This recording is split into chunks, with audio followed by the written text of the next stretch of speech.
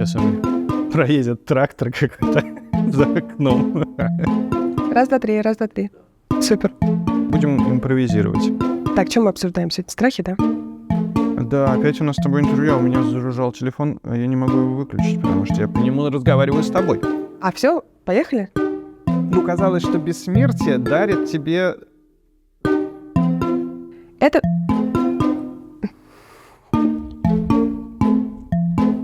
Или я анонсирую еженедельность?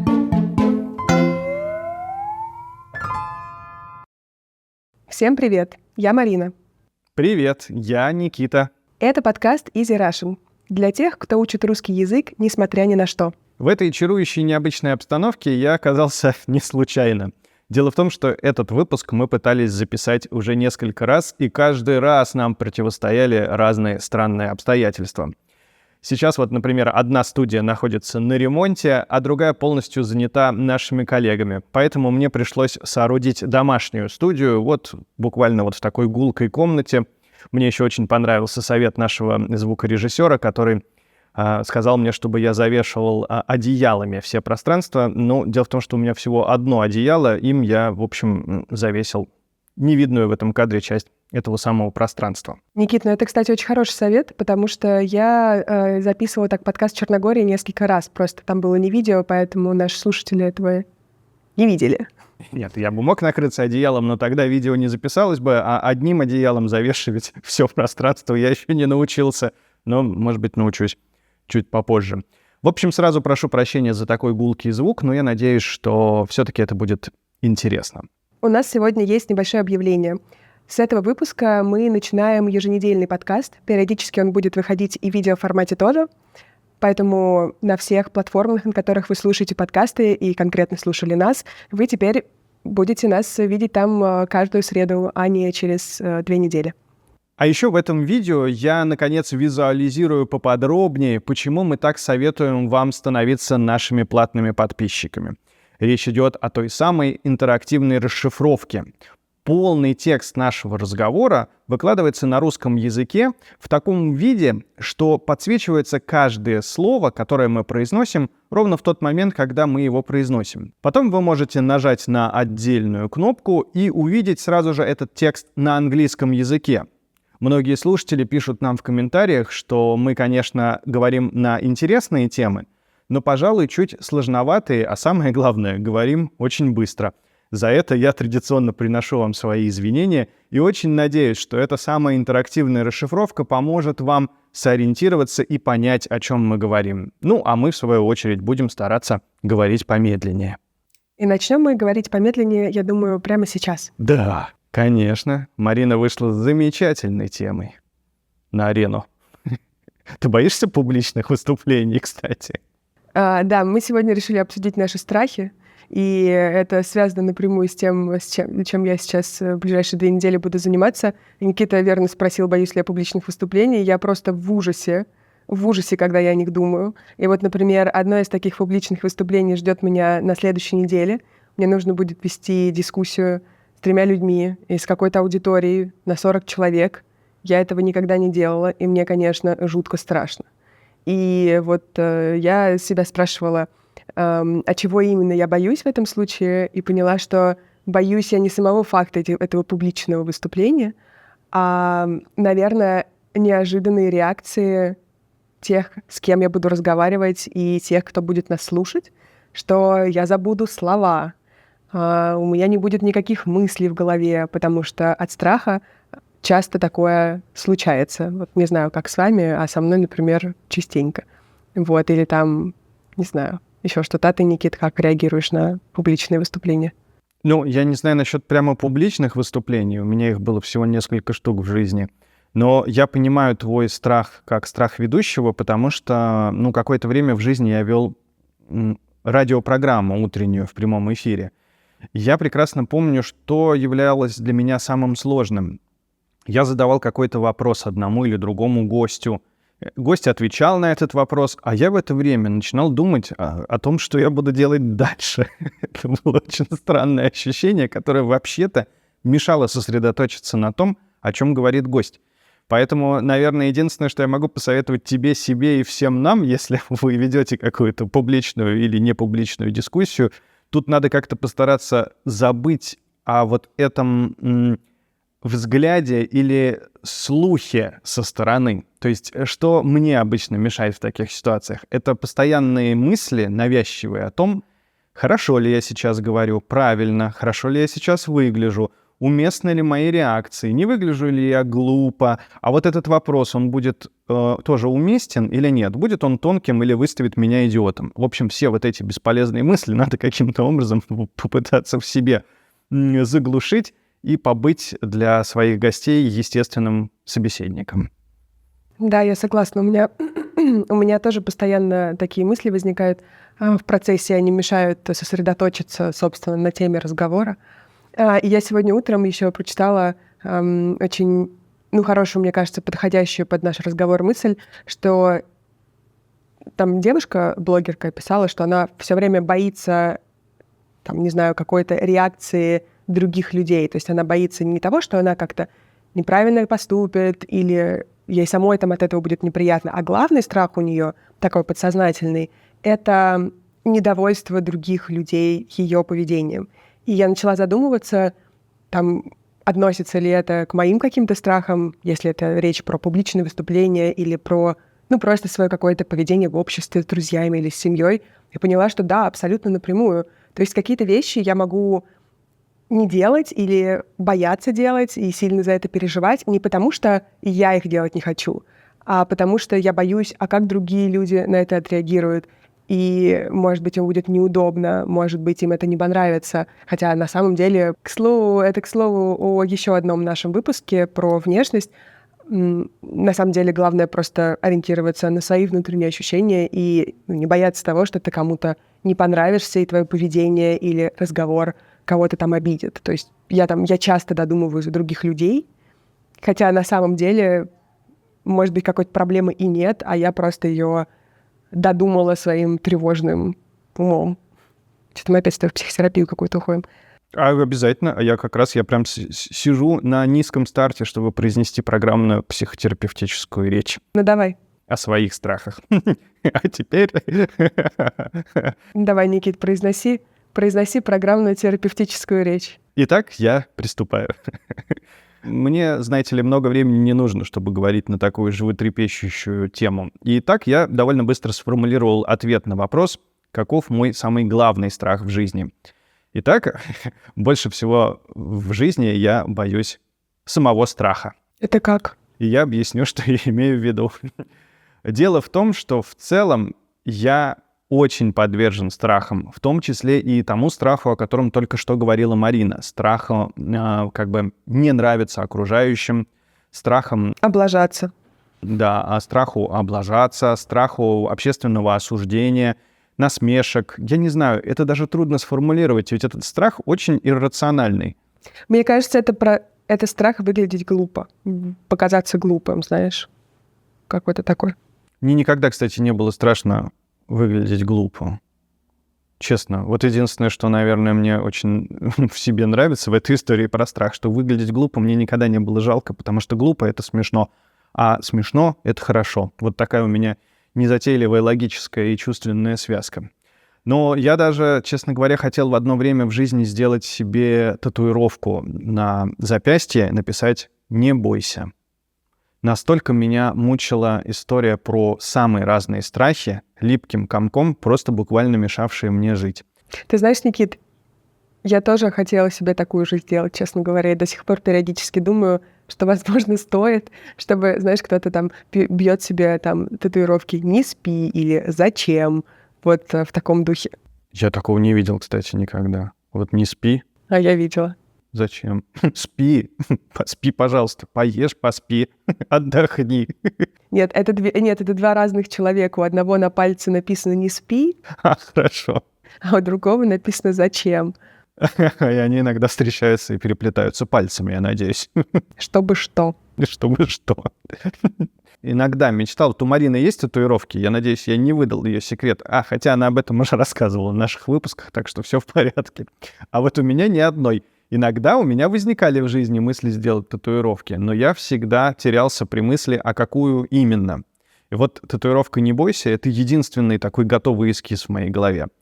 Кстати, я недавно видел такую татуировку у одной из наших коллег совершенно случайно, только там было немножко по-другому сформулировано. Там было как-то чуть более официально. А мне нравится мое интимное на «ты». Не бойся. Страхи очень сильно мешали мне жить. Страх не нравится окружающим и через это не нравится себе. Отравлял мою жизнь много-много-много лет. Я не занимался тем, чем мне хотелось заниматься, или занимался не тем, или тем, что вообще не хотелось, и очень много себя ограничивал. Ровно из страхов. То есть из страха такого иррационального. Я боялся быть один. Я боялся потерять работу. Я боялся в свое время потерять учебу. Я боялся потерять друзей, родных. Например, в том числе из-за разговоров про войну, да, которая сейчас идет. Много чего я боялся. Никит, а ты боялся и делал, или ты боялся и не делал? Боялся и не делал, совершенно верно. Ну, про войну, наверное, не очень хороший пример, я вдруг подумал, потому что война пришлась уже на тот период, когда я бояться перестал. Так все-таки ты перестал в какой-то момент. Да, конечно, перестал. Почему? Но для этого мне пришлось, в общем, тоже психотерапевтически, случайно, кстати, никто мне в этом, к сожалению или к счастью, не помогал, просто пойти очень глубоко навстречу своему страху. А можешь рассказать пример? Это очень сложно сформулировать ёмко, но дело в том, что я разом потерял любимого человека, я потерял близкого родственника, пережил самый большой, наверное, стресс в моей жизни и, кажется, был готов буквально умереть, потому что у меня даже очень сильно болело сердце. Вот такое лаконичное описание, тезисное того, что со мной произошло. И в какой-то момент я вдруг понял, что я готов умереть, и что я во всем этом, как мне кажется, повел себя очень достойно. Нигде никого не обидел и обо всех позаботился, несмотря на сложные обстоятельства. Вот так вот. И не умер. И не умер, да. Но я разрешил себе эту мысль, что я могу прямо сейчас умереть. Я могу прямо сейчас не справиться и умереть. То есть не справиться совсем окончательно. Ну ведь если я умер, я уже точно не позабочусь о своих родных и близких, о любимых. Не исправлю ошибки, правда, да? Там не будет вторых и третьих шансов. Все закончится так, как есть сейчас. И вдруг я понял с удивлением, что так, как есть сейчас, в качестве итога, меня вполне устраивает. И вот с этого момента я ощутил необыкновенную свободу вот именно от этих страхов, от экзистенциальных страхов. Как будто бы там я уже умер, а все, что происходит со мной дальше, это вдруг неожиданный бонус, которым можно просто наслаждаться. Ты знаешь, мне твоя история напомнила один сериал, который я где-то год назад смотрела. Я была в похожем состоянии на то, которое ты сейчас описал. Сериал называется «The Good Place» — «Хорошее место». И он рассказывает, я не буду спойлерить, по крайней мере, постараюсь не сильно. Там история о нескольких людях, не очень хороших на самом деле, которые вели, не самую классную, правильную жизнь на Земле. Правильную в том смысле, что к другим людям они относились, не всегда прям хорошо. И это при этом совершенно разные персонажи. Это там девушка, которой все время было абсолютно наплевать на окружающих ее людей, и она шла им по головам. Это профессор этики, который, по идее, ровно ей противоположность, но из-за своей нерешительности страдали тоже все люди, которые были вокруг него, потому что он, никак не мог принять решение. Потом была там очень богатая дама, которая тоже, ей было все равно на остальных людей, и она жертвовала много на благотворительность, на что-то еще, только ради того, чтобы стать в глазах своих родителей и окружающих еще лучше. И они попадают... Там система мироустройства в этом фильме строится на том, что там есть рай и ад, и некий всемирный вселенский судья ведет подсчет очков на Земле, как хорошо или плохо ты живешь. При этом ты вообще не понимаешь, что влияет на эти очки. И узнаешь ты об этом только когда ты уже умер. А умирают они все абсолютно нелепой смертью. Они попадают в какую-то там комнатку, им говорят, что это рай, и они такие, как здорово, как круто, мы оказались в раю, и начинают там жить свою жизнь. Но по ходу дела оказывается, что на самом деле это такой очень завуалированный ад, просто вместо физических пыток к ним применяют пытки психологические, помещая их друг с другом в одном замкнутом пространстве.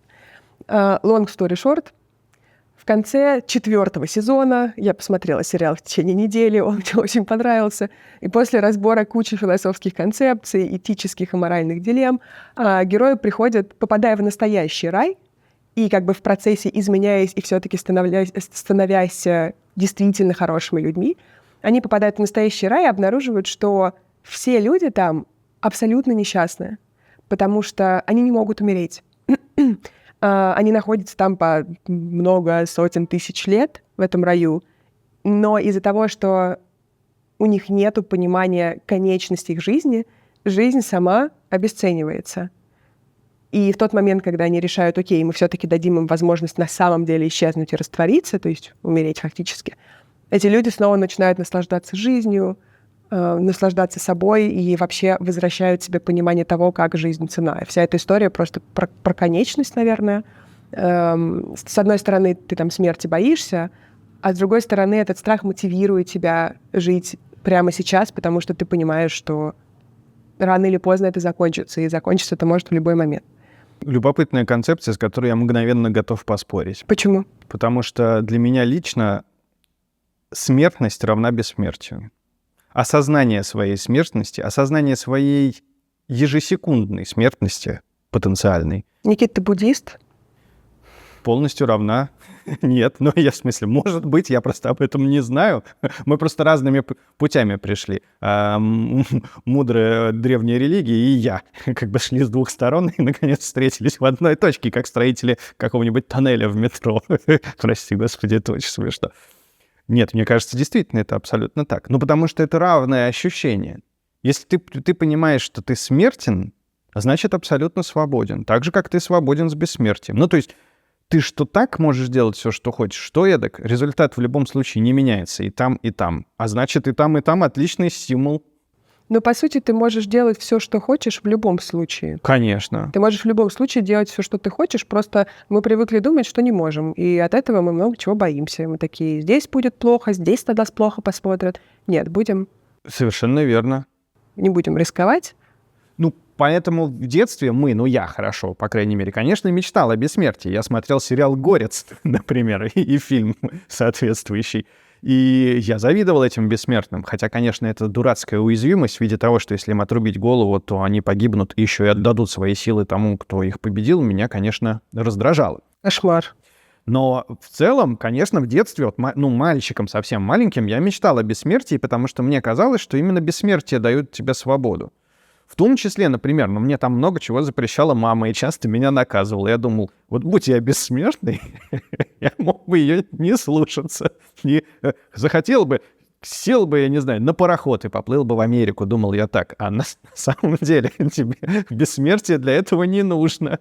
Да, бессмертие для этого не нужно. Для этого нужны деньги и некоторое количество мужества. А еще билет на самолет или на пароход. А еще, чтобы тебе 18 было. То есть, в принципе, сейчас, Никит, ты гораздо более свободен в своих выборах, чем в детстве. Конечно. Но тогда мы с тобой можем сформулировать очень просто мой страх, переформулировать, наконец, мой страх в более-менее внятную формулировку. Более всего на свете, по всей видимости, я боюсь несвободы. Причем несвободы, главным образом, исходящей от меня самого, от моих собственных ограничений. Если с ограничениями свободы со стороны других людей или институций хотя бы понятно, что можно делать, или даже если ничего не сделаешь, то хотя бы можно этому как-то интеллектуально или хотя бы чувственно противостоять, то беда в том, что самым главным тюремщиком, то есть самим собой, оказалось мне лично справиться сложнее всего. На это ушло у меня, я боюсь подумать, наверное, больше 20 лет. И то я не уверен, что если бы не вот то странно трагикомичное стечение обстоятельств, удалось ли бы мне каким-то другим путем дозреть до этого решения. Что ж, в конце нашего разговора мы приходим к простому выводу: свобода лучше, чем не свобода, давайте не бояться. Это уже звучат как лозунги Навального. Как лозунги Навального, Никита. Мне кажется, каждый наш с тобой подкаст заключает в себе в 3 вещи: психотерапию, лозунги, изучение русского языка на примере этих вещей. Ой, ну простите меня, ну я не знаю, ну ведь мы же говорим о том, что нам самим важнее всего. Но я хотел бы еще коснуться другого блока, который я только что упомянул. Я сегодня, правда, на полном серьезе, не бахвалясь, могу сказать, что я почти ничего не боюсь. Говорю почти по одной очень четкой и понятной мне причине. Я вообще-то страшно боюсь насилия и боли. И вот так вот сидеть и как бы мужественно и глубокомысленно рассуждать я могу, пока все в порядке. Я тут спущусь немножко на землю и скажу, что я боюсь жуков. Особенно летающих. И это тоже. Это ужасно. Это кошмар. Это приводит меня в ужас. А я боюсь пауков. У меня арахнофобия. Ну, но с ними же понятно, что делать. Ну, не знаю. Ну, например, от паука можно убежать. Ну, он быстро бегает. Или там от жуков. Можно не ездить в те места, где есть жуки. А вот, например, от людей, которые творят насилие и убийство, скрыться довольно странно. Ровно потому, что жук, он выглядит жуком, и паук пауком. Хоть они и подползают к тебе иногда незаметно или падают тебе на голову, прости господи. Но дело в том, что человек, способный убить или пытать другого, или издеваться над ним, он, в общем-то, выглядит плюс-минус точно так же, как любой другой человек. Вот это меня пугает. Оказывается, я еще боюсь людей. Кошмар какой. Итого, к концу выпуска мы пришли к тому, что ты все-таки боишься много чего, в основном это люди. Ну, конечно. Нет, но просто для меня страшнее всего и мучительней была тюрьма моего собственного сознания и подсознания. Вот что было. От мучителей я мог хоть как-то убежать. Меня в детстве много колотили. Я, например, пытался развиваться по двум направлениям. Научиться драться. Я чуть-чуть научился, но, честно говоря, плохо. И мне не очень хорошо это получалось, и мне не очень это нравилось. А второе умение выработалось совершенно автоматически. Я научился разговаривать. Например, может быть, для бонуса расскажу такую короткую историю. Как мы поехали с несколькими моими одноклассниками, это было, мне кажется, какой-то 9 что ли, класс или 10, куда-то за город, к озеру. Конечно, разжились какими-то правдами и неправдами парой бутылок вина, все это выпили, опьянели, ну что там для таких подростков. И 2 девочки из нашей компании захотели в этом озере искупаться. Очень скоро к нам подошли какие-то очень опасные мужики, как нам тогда казалось. На самом деле, наверное, мне кажется, этим парням было лет по 25-30, но для нас это были прямо мужики. Эти мужики заинтересовались нашими девочками.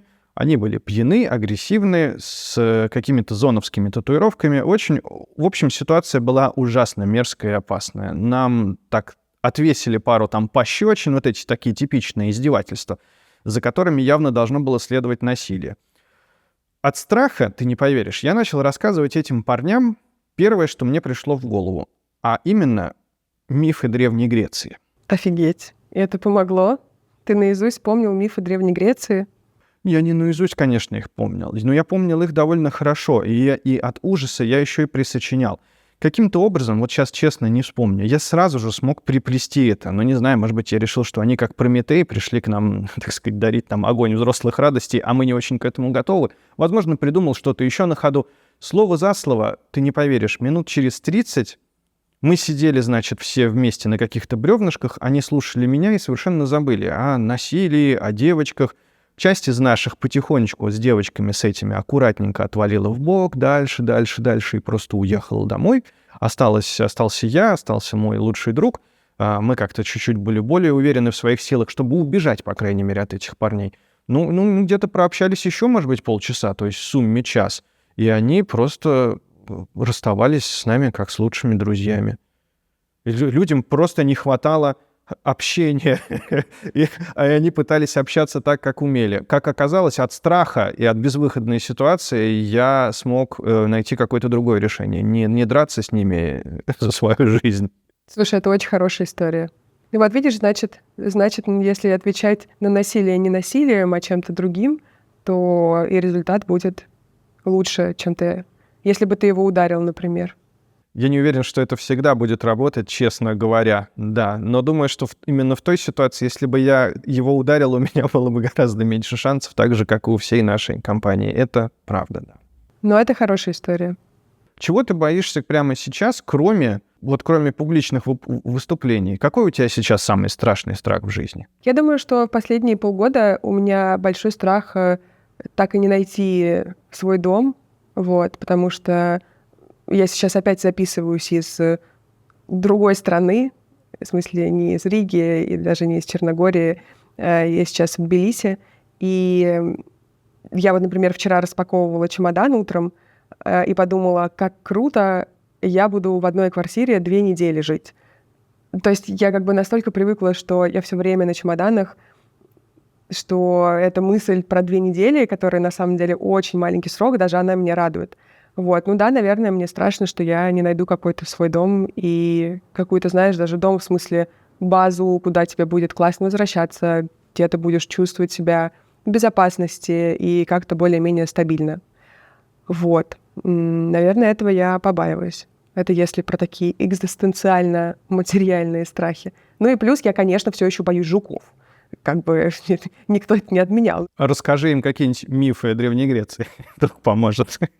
Да, когда я выходила замуж, у меня к моему будущему мужу было, ну, там, любить меня, все такое, это, конечно, да. Но было одно важное условие — никогда в жизни не кидать на меня жуков. Теперь каждый раз, когда мы куда-то едем путешествовать, я вижу большого жука, Илья к нему подходит и такой: «О, какой красивый жук, смотри-ка», хочет взять его в руку.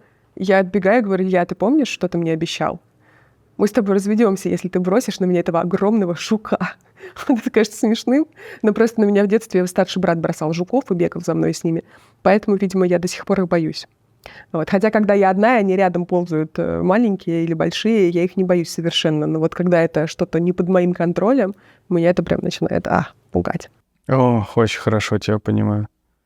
Моя история про отсутствие контроля, да, будет очень короткая. Она про то, что я больше всего на свете боюсь, что я не смогу увидеть свою маму и, возможно, свою дочь. Такие вот страхи меня действительно мучают.